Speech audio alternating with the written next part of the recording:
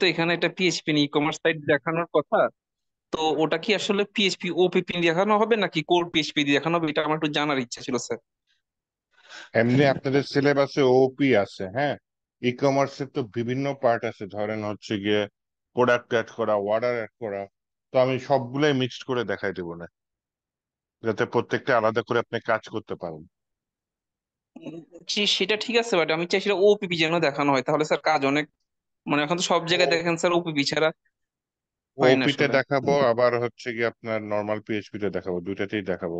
Part by part দেখাবো, হ্যাঁ। Okay sir, ধন্যবাদ।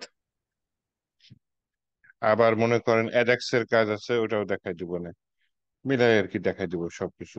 ধরেন হচ্ছে গিয়ে প্রোডাক্ট অ্যাড করা বা অর্ডার অ্যাড করা, এগুলো আলাদা আলাদা পার্ট, তাই না? এক একটা পার্ট আমি এক এক স্টাইলে করা, মানে যাতে মিক্সড করে করবো, যাতে বুঝতে পারেন আপনারা। ওকে স্যার, আর একটা রিকোয়েস্ট স্যার, আমাদের পিএইচপি তে কিভাবে এপিএ করতে হয় এই বিষয়টা একটু দেখাই দিন স্যার। পিএইচপি তে এপিআই এটা লারাভেল দিয়ে করি। পিএইচপি তে আচ্ছা। রিকোয়েস্ট হ্যান্ডলিং দেখাইতে পারবো, সমস্যা নেই। অ্যাজাক্স এর রিকোয়েস্ট কিভাবে নেওয়া যায়।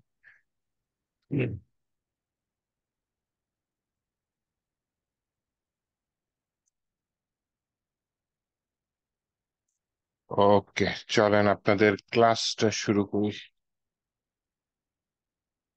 একটু সিলেবাস দেখে আগাইতে না।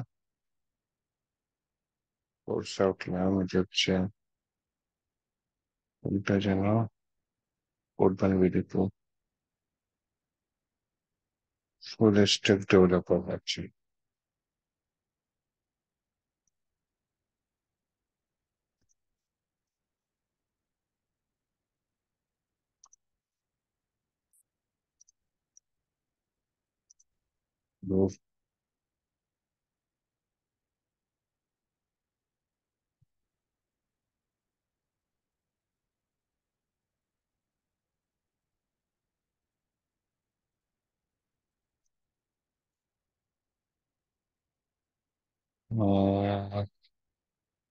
পিএইচপি মডিউলে আসি।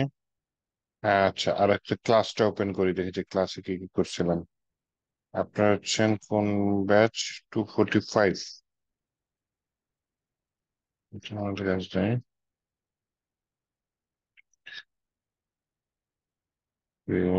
জ্যাম স্ট্রিট, ব্যাচ নাম্বার হচ্ছে 245। ওকে, ঠিক আছে। ছোট্ট কাজ, একটা দিন ক্লাস করছি, তাই না? কি করেছি, জাস্ট প্রিন্ট করে দেখাইছি। আচ্ছা, চলেন সামনে গেছে সিলেবাস থেকে কি দেখা যায়। ও, এগুলা নিয়ে আলোচনা করছিলাম, জ্যাম্প ম্যাম এগুলা দিয়ে আলোচনা করছিলাম। ইকো প্রিন্ট ভার্ডাম এইটা যে পর্যন্ত করছিলাম, ভেরিয়েবল ধরা হয়নি, তাই না? চলেন আজকে ভেরিয়েবল শুরু করি। লেসন 2, আমার টপিকটা হচ্ছে ভেরিয়েবল। লাস্টে দিয়ে দিলাম ডট পিএইচপি। তাহলে এটা আমরা ভেরিয়েবল ডিক্লেয়ার করা, ভেরিয়েবল ব্যবহার করা, এগুলা শিখবো। তো প্রথমে আমি পিএইচপি ব্লক নিচ্ছি। ভেরিয়েবলটা কি, আপনারা তো হয়তো জাভাস্ক্রিপ্ট করছেন। ভেরিয়েবল হচ্ছে এক ধরনের জিনিস, পাত্রের মতো জিনিস, যার ভিতরে আমি যে কোনো কোড রাখতে পারি স্টোর করে। পরবর্তীতে সেটা আমি ইউজ করব, হ্যাঁ। আপনি যখনই একটা ভেরিয়েবল দিবেন, ওটা কিন্তু মেমোরিতে একটা জায়গা স্টোর করে রাখে, এখানে ওই জায়গার মধ্যে ওই তথ্যটা থাকে। তো পিএইচপি তে ভেরিয়েবল ডিক্লেয়ার করার নিয়ম হচ্ছে, আপনার প্রথমে একটা ডলার সাইন দিতে হবে, দিয়ে ভেরিয়েবলের নাম দিতে হবে। ভেরিয়েবলের নাম কি দিতে পারি? ভেরিয়েবলের নাম দিতে পারি হচ্ছে গিয়ে, কি দেওয়া যায়, মনে করেন এক্স ওয়াই জেড দিয়ে দিলাম। তারপর এটা হচ্ছে ভেরিয়েবলের নাম। ভেরিয়েবলের নাম লেখার কিন্তু আবার একটা নিয়ম আছে। আপনি ইচ্ছা মতো নাম লিখতে পারেন না। ভেরিয়েবলের নাম আপনি ক্যারেক্টার দিয়ে লিখতে পারেন, ক্যামেল কেস লিখতে পারেন, মানে ছোট বড় মিলিয়ে লিখতে পারেন, সমস্যা নেই। নামের মধ্যে আন্ডার স্কোর দিতে পারেন, সমস্যা নেই। আপনার নামের শুরুতে দিতে পারবেন না, শেষে বা মাঝখানে যে কোনো জায়গায় নাম্বার দিতে পারেন। কিন্তু নামের শুরুতে যদি আপনি 1 2 3 দেন, তাহলে কিন্তু ভুল হয়ে যাবে, হ্যাঁ। ডলার সাইনের পরে আপনার ক্যারেক্টার থাকতে হবে, দেন আপনি চাইলে মাঝখানে বা শেষে নাম্বার যুক্ত করে দিতে পারেন। তো এইভাবে হচ্ছে ভেরিয়েবলের নাম ডিক্লেয়ার করা হয়। আপনি যদি এখানে at the rate of then, তাহলে কিন্তু ভুল হয়ে যাবে, স্পেশাল ক্যারেক্টার হবে না। আপনি যদি হ্যাশ দেন, তাও ভুল হয়ে যাবে। ভেরিয়েবলের নাম ডিক্লেয়ার করার নিয়ম আবার বলি, প্রথমে ডলার সাইন দিবেন, তারপর ক্যারেক্টার দিয়ে শুরু করবেন। চাইলে আন্ডারস্কোর অ্যাড করতে পারেন, সাথে নাম্বারও অ্যাড করে দিতে পারেন, কিন্তু সেগুলো মাঝে বা শেষে হবে। ও, আন্ডারস্কোর শুরুতে দিতে পারেন, $_XYZ, সমস্যা নেই। আচ্ছা, তো এই XYZ এর মধ্যে আমি কি করতে চাচ্ছি, একটা ভ্যালু রাখতে চাচ্ছি। আমি ভ্যালুটা স্ট্রিং, মানে ক্যারেক্টার অথবা হচ্ছে ইন্টিজার বা নাম্বার, যে কোনো ধরনের ভ্যালু রাখতে পারি। আমি আপাতত একটা স্ট্রিং রাখছি। স্ট্রিং এর ভিতরে লিখলাম হচ্ছে hello world, WORLD, hello world, এরকম কিছু একটা দিয়ে দিলাম।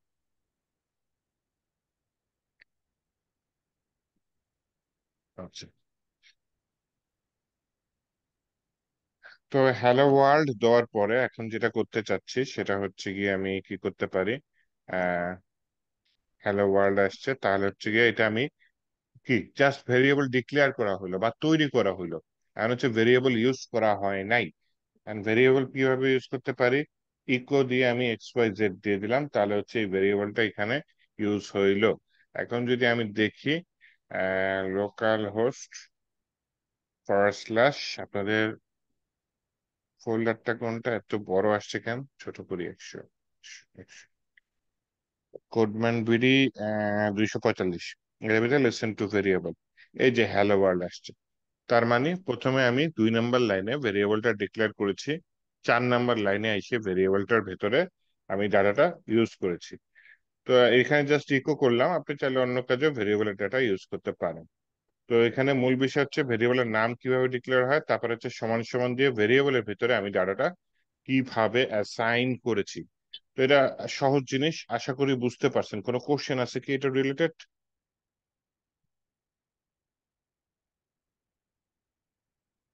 না আচ্ছা, স্যার। না থাকলে ডাটা টাইপসে চলে যায়। হ্যাঁ, ডাটা টাইপস বড় টপিক, এখানে চলে আসি। এখানে 8 ধরনের ডাটা টাইপস আছে। হ্যাঁ, এটা লেসন 3 এর মধ্যে রাখি। লেসন 3 এর মধ্যে আমার এই মুহূর্তে টপিকটা হচ্ছে ডাটা টাইপস। আচ্ছা, মাঝখানে ড্যাশ দিয়ে দিই, ডাটা টাইপস ডট পিএইচপি।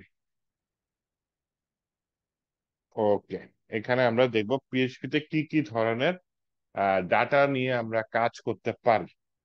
তো পিএইচপি ব্লক নিলাম, এখানে আমি ডাটা টাইপ দেখতে চাচ্ছি হচ্ছে কি আপনার প্রথমে যে ডাটা টাইপ সেটার মধ্যে আছে হচ্ছে কি আপনার স্ট্রিং, STRING, স্ট্রিং। স্ট্রিংটা কি, স্ট্রিংটা হচ্ছে ক্যারেক্টার যুক্ত ডাটাগুলা, ABCD, এগুলা হচ্ছে স্ট্রিং, যেগুলা যোগ বিয়োগ গুণ ভাগ করা যায় না, জাস্ট টেক্সট, এগুলা হচ্ছে স্ট্রিং। মনে করেন আমি একটা ভেরিয়েবল নিলাম, সিটি নিলাম, ভেরিয়েবলের নাম নিয়েছি সিটি, এর ভিতরে আমি ডাটাটা রেখেছি ঢাকা। তাহলে সিটির মধ্যে কি লিখেছি, ঢাকা, ঢাকা রেখেছি। তাহলে এই যে সিটির মধ্যে ঢাকাটা রেখেছি, তার মানে এই সিটির মধ্যে ঢাকাটা এখন আমি আহ চেক করতে পারি এটা ডাটা টাইপ কি। তো ডাটা টাইপ চেক করার জন্য পিএইচপি তে বেশ কিছু ফাংশন আছে, এর মধ্যে ডেভেলপার ইউজ করে হচ্ছে ভারটাম। ভারটাম দিয়ে আপনি ভেরিয়েবলটা দিয়ে দিবেন। তাহলে দেখেন এখানে যদি আউটপুট আসে, তাহলে এখানে যদি আমি রিলোড দিই, তাহলে না, আমি ভুল ফাইলে আছি, তাই না? আমি সঠিক ফাইলে যাই। আহ আগে ফোল্ডারটা হিট করি, এই যে ডাটা টাইপস আসছে, স্ট্রিং দিচ্ছে, তাই না? স্ট্রিং 5টা ক্যারেক্টার আছে এটার ভিতরে, এইভাবে দিয়ে দিচ্ছে। তাহলে এইভাবে ভারডাম ফাংশন দিয়ে আমি চেক করতে পারি যে এই ভেরিয়েবলের মধ্যে আমার ডাটা টাইপটা কি আছে। ভেরিয়েবল ডিক্লেয়ার করার কি দরকার আছে? দরকার নেই, আমি সরাসরি এইটার মধ্যে দিয়ে দিই যে এর ভিতরে কিছু একটা লিখে দিই, hello world this is a string লিখে দিলাম। তাহলে এই যে আউটপুটে দেখেন ডাটা টাইপ কি আছে, স্ট্রিং, আর এর ভিতরে কয়টা আছে, 16টা ক্যারেক্টার আছে, সে গুনে রেখেছে। আচ্ছা, স্ট্রিং এর পরে পিএইচপি তে যে ডাটা টাইপ আছে সেটার নাম হচ্ছে ইন্টেজার বা নাম্বার। হ্যাঁ, তাহলে আমি ওয়ার্ড ডাম্পের ভিতরে 1 2 3 দিয়ে দিলাম। দেখেন আউটপুটে কি আসে, এই যে ইন্টেজার আসছে, এখন দুইটা পাশাপাশি এসে গেছে। আমি চাচ্ছি নিচে নিচে আসুক। তাহলে পিএইচপি তে আমি চাইলে ইকো লিখে তারপর ইনভার্টেড কমার ভিতরে HTML ট্যাগ ইউজ করতে পারি। তো আমি কোন HTML ট্যাগ ইউজ করেছি, BR বা ব্রেক নামে একটা HTML ট্যাগ ইউজ করেছি। এখন যদি আমি আউটপুটে আসি, রিলোড দিই, তাহলে দেখেন ইন্টেজারটা কি নিচে নেমে গিয়েছে। তাহলে হচ্ছে এই ভার্ড ডাম্পের ভিতরে 1 2 3 দিয়েছি। তাহলে এটা কি দেখাচ্ছে যে এর ভিতরে যে ভার্ড ডাম্পের ভিতরে যে ডাটাটা আছে সেটার টাইপটা হচ্ছে গিয়ে ইন্টেজার। আচ্ছা, ইন্টিজারের পরে দশমিক যুক্ত সংখ্যা আছে যেটাকে আমরা বলি হচ্ছে ফ্লোট। হ্যাঁ, তাহলে আমি এই যে ওয়ার্ড ডাম্পের ভিতরে দেখেন লিখেছি কত, 12.10। তাহলে এটা যদি আমি আউটপুটে দিই তাহলে দেখি আমার আউটপুটে কি আসে, ফ্লট আসছে, তাই না? ফ্লট 12.10। তাহলে তিন টাইপের ডাটা দেখলাম, স্ট্রিং বা ক্যারেক্টার, ইন্টিজার হচ্ছে নাম্বার, ফ্লোটও নাম্বার কিন্তু দশমিক যুক্ত নাম্বার। এই ধরনের ডাটাকে ফ্লট বলা হয়। এছাড়া হচ্ছে কি আপনার কি আছে, বুলিয়ান আছে। বুলিয়ানটা কি, বুলিয়ানটা হচ্ছে ট্রু অথবা ফলস। তো ভার্ড ডাম্পের ভিতরে আমি ট্রু দিয়ে দিলাম, দেখেন আউটপুটে কি আসছে, বুল আসছে, BOOL। ভুল কেন আসছে? কারণ হচ্ছে এটা হচ্ছে Boolean type data. Boolean type data কি ধরনের হয়, ট্রু আছে অথবা ফলস আছে। হ্যাঁ, এটাও আপনার কি বুলিয়ান টাইপ ডাটা। কিন্তু আপনি যদি ভুল বশত ট্রু বা ফলস ইনভার্টেড কমার ভেতরে দিয়ে দেন, তাহলে দেখেন আউটপুটে কি আসছে, স্ট্রিং চলে আসছে। তাহলে এটা ইনভার্টেড কমা ছাড়া হবে, ট্রু অথবা ফলস ইনভার্টেড কমা ছাড়া হবে। তো এইভাবে আমরা ওয়ার্ড ডাম্পের মাধ্যমে টাইপ গুলো একটু চেক করতে পারি।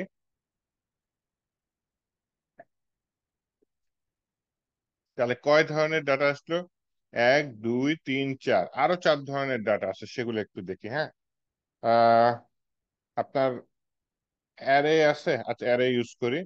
অ্যারে হচ্ছে একটা ভেরিয়েবলের মধ্যে অনেকগুলা ডাটা রাখার সিস্টেম। হ্যাঁ, এটা জাস্ট হচ্ছে ভ্যালু গুলো আপনি কমা দিয়ে সেপারেট করেন, আর অ্যারেটা আমি থার্ড ব্র্যাকেটের মধ্যে লিখে দিই। হ্যাঁ, থার্ড ব্র্যাকেটের মধ্যে লিখে দিলে এটা অ্যারে হয়ে যায়। এর ভিতরে ডাটা আছে কয়টা, তিনটা, অ্যাপেল, ব্যানানা, চেরি। তার মানে এটা যদি আমি একটা ভেরিয়েবলের ভিতর রাখি, আমার ভেরিয়েবল থাকবে একটা, কিন্তু এর ভিতরে ভ্যালু থাকবে তিনটা। তো অ্যারে নিয়ে আপনাদের ক্লাস আছে আলাদা, সেই ক্লাসে দেখবো না। আপাতত কি আসছে অ্যারের মধ্যে, যে 0 আসছে, 5 আসছে, কেন আসছে? মূল জিনিসটা হচ্ছে অ্যারে, এর ভিতরে ডাটা টাইপ গুলো আলাদা আলাদা আসছে, দেখছেন? কিন্তু মূল জিনিসটা কি, আমার ডাটা টাইপ অ্যারে, যার ভিতরে তিনটা ভ্যালু আছে, এক, দুই, তিন। আচ্ছা, পাঁচ নাম্বারটা দেখলাম। এর পরেরটা যেটা হতে পারে হয়তো নাল। আচ্ছা, অবজেক্ট আছে, অবজেক্ট নিয়ে নি। হম একটা object concept, object oriented PHP আমরা আলাদা করে শিখবো। হ্যাঁ, কিন্তু আমরা হচ্ছে কি অবজেক্ট ওরিয়েন্টেড পিএইচপি আলাদা করে শিখলেও এখানে জাস্ট আজকে একটা উদাহরণ দেখে রাখি। যে একটা ক্লাস তৈরি করা হয়, ক্লাসের যে কোনো নাম দিতে পারি। আমি ক্লাসের নাম কি দেওয়া যায়, ক্লাসের নাম দিলাম হচ্ছে গিয়ে মনে করেন দিয়ে দিলাম মাই ইনফো। এটার পর second bracket open, second bracket close দিলাম। তো ক্লাসের মধ্যে আমি ভেরিয়েবল ডিক্লেয়ার করতেছি। নর্মাল পিএইচপি তে যেটাকে বলা হয় ভেরিয়েবল, ক্লাসের মধ্যে সেটাকে মানে ওপির ভাষায় বলা হয় প্রপার্টি। একটা পাবলিক ভেরিয়েবল নিলাম, মাই ইনফো, আমার নামটা এখানে দিয়ে দিলাম। হ্যাঁ,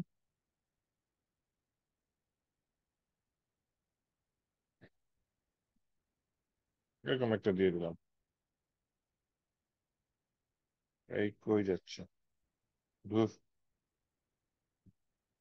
পাবলিক নেম। তাহলে এখানে একটা ক্লাস করেছি, ক্লাসের মধ্যে অনেকগুলা ডাটা থাকতে পারে, অনেকগুলা ফাংশন থাকতে পারে। আমি শুধু একটা প্রপার্টি নিছি, যেটাকে বলা হয় হচ্ছে গিয়ে ওপির ভাষায় প্রপার্টি, নর্মাল পিএইচপির ভাষায় যে ভেরিয়েবল।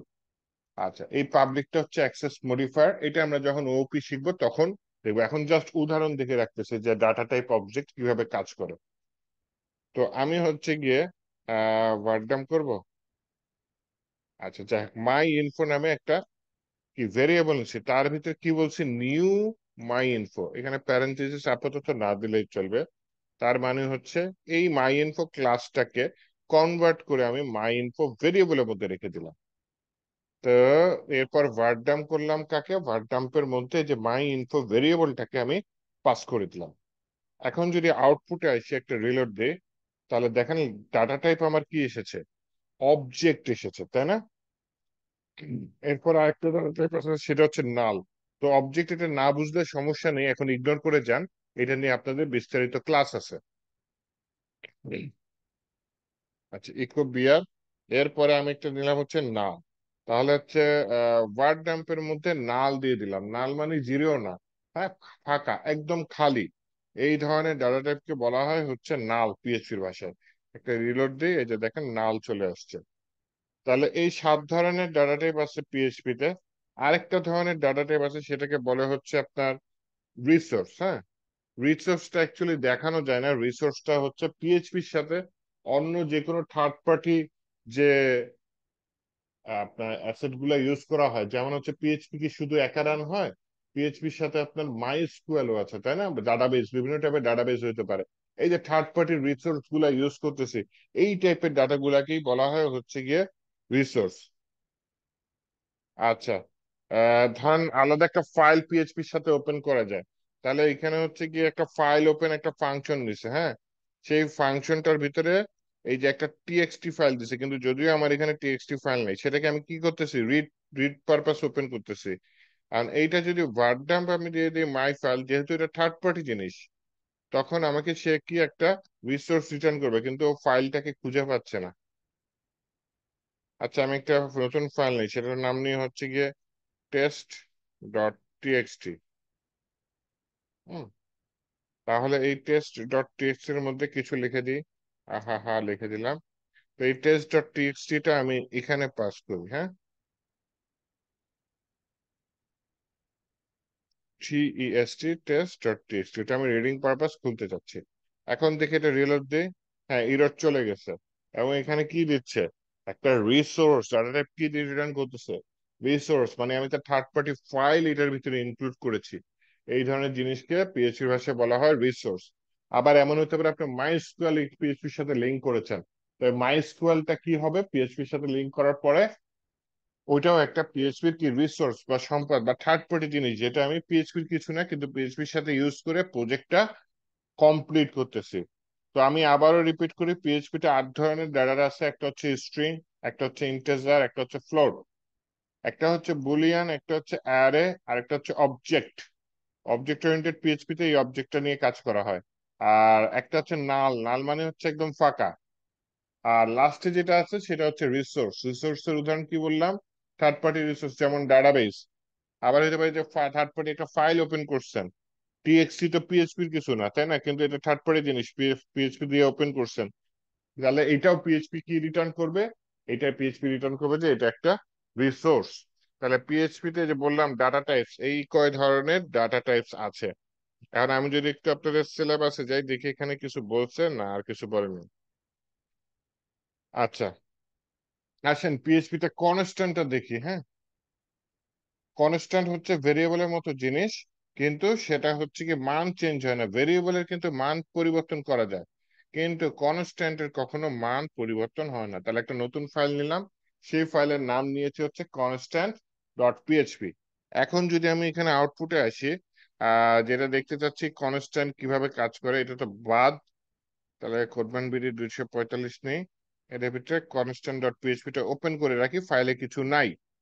আচ্ছা, আমি কি বলছি, নর্মালি পিএইচপি ব্লকের মধ্যে যদি আপনি একটা ভেরিয়েবল এক্স নেন, এক্স এর মান কি আপনি পরিবর্তন, প্রথমে নিলেন 10, চাইলে এরপরে এক্স এর মান পরিবর্তন করা যায় না? $, এক্স নিলাম, এক্স এর মান হচ্ছে 10, চাইলে এরপরে এক্স এর মান 15, 20 আমি সবসময় দিতে পারি, কোনো সমস্যা নেই, এক্স এর মান চেঞ্জ হবে।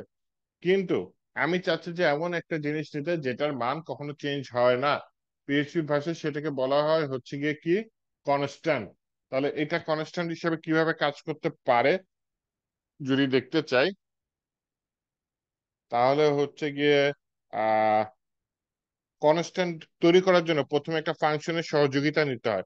সেই ফাংশনের নাম হচ্ছে ডিফাইন। ডিফাইন লেখার পর আমার কনস্ট্যান্ট একটা নাম দিতে হবে, যেমন ভেরিয়েবলের নাম থাকে তেমন কনস্ট্যান্ট একটা নাম দিলাম, যে কনস্ট্যান্টের নাম দিলাম মনে করেন মাই কনস্ট্যান্ট। তো এটার ভিতরে তো একটা ভ্যালু থাকতে হবে, তাই না? কনস্ট্যান্টের ভিতরে কি ভ্যালু দিয়ে দিই, কমা দিয়ে সেকেন্ড একটা ভ্যালু দিয়ে দিলাম যে দিস ইজ আ কনস্ট্যান্ট। তাহলে এরপরে যদি কখনো আপনি আবার মাই কনস্ট্যান্ট ডিফাইন করতে চান, ও কিন্তু ইরর দিবে, তাহলে একাধিক কনস্ট্যান্ট করা যাবে না। এখন হচ্ছে মাই কনস্ট্যান্ট আপনি প্রিন্ট করতে যাচ্ছেন, কিভাবে করবেন, ইকো দিয়ে, এই যে $, ছাড়া মাই কনস্ট্যান্ট দিচ্ছি। হ্যাঁ, $, ছাড়া এখানে হচ্ছে কি মাই কনস্ট্যান্ট দিচ্ছি, তাহলে লাভটা কি হচ্ছে, এটা হচ্ছে কনস্ট্যান্ট কল করার নিয়ম। নর্মাল ভেরিয়েবল কিন্তু কল করতে গেলে আমার এখানে $, ইউজ করা লাগে, নর্মাল ভেরিয়েবল কল করতে গেলে। কিন্তু যদি আপনি চান যে না, কনস্ট্যান্ট কল করবো, কনস্ট্যান্ট দেখেন এই যে ডিফাইন ফাংশনের ভিতরে এখানে নামটা রাখছি মাই কনস্ট্যান্ট, তাহলে সেটা কল করলে একটু সরাসরি টেক্সট আকারে দিয়ে দিবেন ইনভার্টেড কমা ছাড়া। ইনভার্টেড কমা দিলে কিন্তু এটা কিন্তু আবার ইয়া হয়ে যাবে, স্ট্রিং হয়ে যাবে। তাহলে এটা ইনভার্টেড কমা ছাড়া যদি কল করেন তাহলে বোঝাচ্ছে আপনি মাই কনস্ট্যান্ট নামে একটা কনস্ট্যান্ট কল করতে যাচ্ছেন। আর যেহেতু এটা এখানে ইকো করছি, তাহলে মাই কনস্ট্যান্টের ভিতরে ভ্যালু কি আছে, দিস ইজ আ কনস্ট্যান্ট। তা এইভাবে হচ্ছে কি আপনি কনস্ট্যান্ট ডিক্লেয়ার করবেন। এর পরের লাভটা কি, তাহলে এই মানটা আর কখনো পরিবর্তন করা যাবে না। এই যে দিস ইজ এ কনস্ট্যান্ট দিছে, আপনি যদি আবার এটা যে ডিক্লেয়ার করেন ডিফাইন লিখে, ডিফাইন লিখে নামটা তো সেমই দিলাম তাই না, মাই কনস্ট্যান্ট দিলাম, এই যে ভিএস করি অলরেডি ইরর দেওয়া শুরু করছে, এখানে তো আসবেই না। তো এটা হচ্ছে বারবার ডিক্লেয়ার করা যাবে না, এটা হচ্ছে কনস্ট্যান্ট ডিক্লেয়ার করার নিয়ম। ঠিক আছে, তো কনস্ট্যান্ট কখন ইউজ করবেন, যখন কোনো ভ্যালুর মান চেঞ্জ হবে না এরকম কিছু ভেরিয়েবল ডিক্লেয়ার করতে যাবেন, তখনই হচ্ছে কনস্ট্যান্ট ব্যবহার করবেন। কারণ উপরে উদাহরণ দিছি ওই যে ভেরিয়েবলের মান কিন্তু চেঞ্জ করা যায়, কিন্তু এই কনস্ট্যান্ট এটার মান কখনো চেঞ্জ করা যায় না। এটার মান কিভাবে অ্যাসাইন করছি, ডিফাইন ফাংশন নিয়েছি, প্রথমে আমি কনস্ট্যান্টের নাম লিখেছি, দেন সেকেন্ডে কি করেছি, ওই কনস্ট্যান্ট যেটার নাম লিখেছি সেটার ভ্যালুটা কি হবে এটা কমা দিয়ে সেপারেট করে এই প্যারেন্থেসিস এর মধ্যেই দিয়ে দিয়েছি। যার কারণে এখন যদি মাই কনস্ট্যান্ট এটা কল করি, ওই যে কি আসছে, this is a constant. Line number 8-এ কি ভুল করছি, না ঠিক আছে। তো এইভাবে পিএইচপি তে কনস্ট্যান্ট ডিক্লেয়ার করে। হ্যাঁ, আরেকটা টপিক একটু দেখে ফেলে, পিএইচপি তে কমেন্টস করে কিভাবে। হ্যাঁ, লেসন 5 এইটা দেখতে চাচ্ছি, পিএইচপি তে কমেন্টস করে কিভাবে। কমেন্টস ডট পিএইচপি নিলাম, তার মানে এখন আমি কমেন্ট করব, মানে এমন কোড করব যেটা রান হবে না, আমার নোট হিসাবে থাকবে, এই ধরনের জিনিসকে কমেন্ট বলতেছি। আচ্ছা, মনে করেন পিএইচপি তে সিঙ্গেল লাইন কমান্ড আছে, তাহলে এটা হচ্ছে ডাবল ফরওয়ার্ড স্ল্যাশ দিয়ে ইউজ হয়, তাহলে এটা হচ্ছে কি একটা সিঙ্গেল লাইন কমান্ড। এরপরে যেটা আছে সেটা হচ্ছে মাল্টি লাইন কমান্ড। আচ্ছা, এটা বাদ দিই। হ্যাঁ, আমি হচ্ছে গিয়ে ফরওয়ার্ড স্ল্যাশ স্টার দিলাম, এরপরে যা থাকে সব কমেন্ট হয়ে যাবে। তাহলে এখানে হচ্ছে যতক্ষণ না পর্যন্ত আপনি আবার স্টার ফরওয়ার্ড স্ল্যাশ দিয়ে জায়গার জিনিসটা ক্লোজ না করবেন। তাহলে এখানে দেখেন এই যদি মাল্টি লাইনও লিখেন তাহলে কিন্তু এটা কমেন্ট হিসেবে থাকবে। তার মানে ফরওয়ার্ড স্ল্যাশ স্টার দিয়ে শুরু করবেন, এর মাঝখানে যে কয় লাইন কমেন্ট করার করবেন, দেন স্টার ফরওয়ার্ড স্ল্যাশ দিয়ে কোডটা শেষ করবেন। উপরে যদি এই কাজটা করতে যেতেন তাহলে কিন্তু দেখেন এই যে এটা কালার চেঞ্জ হয়ে গেছে, দেখছেন, লাইক কমেন্ট। তো উপরের এটা এইভাবে করা যাবে না, যদি মাল্টি লাইন কমেন্ট লাগে তখন ওই ডাবল ফরওয়ার্ড স্ল্যাশ না ইউজ করে আপনার এভাবে ইউজ করতে পারেন। এছাড়া আরেকটা আছে আপনার হচ্ছে গিয়ে এই হ্যাশ, এইটাও একটা কি সিঙ্গেল লাইন কমেন্ট, শুধু হ্যাশ দিয়ে দেয়। মাঝে মধ্যে প্রায় দেখবেন পিএইচপি তে একটা কমেন্ট দিছে হ্যাশ, তাহলে চিনিয়ে রাখেন এই কমেন্ট গুলোর সিস্টেম, একটা হচ্ছে ডাবল ফরওয়ার্ড স্ল্যাশ, একটা হচ্ছে ফরওয়ার্ড স্ল্যাশ স্টার, আর লাস্টেরটা কি, হ্যাশ। তো এই ধরনের জিনিসগুলো দিয়ে আমরা পিএইচপি তে সাধারণত কমেন্ট করে থাকি।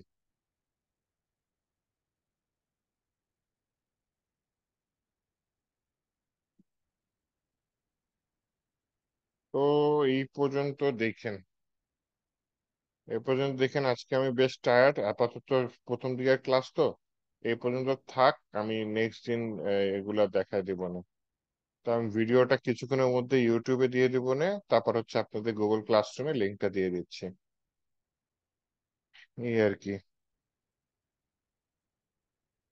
তাহলে আজকে কমেন্টস পর্যন্ত থাকলো। হ্যাঁ, আজকে 4টা টপিক কভার করলাম, ভেরিয়েবল, ডাটা টাইপস, কনস্ট্যান্ট, আর হচ্ছে কমেন্টস। হ্যাঁ, কাইন্ডলি একটু ভিডিওটা দেখে নিন। ঠিক আছে তাহলে, ভালো থাকেন।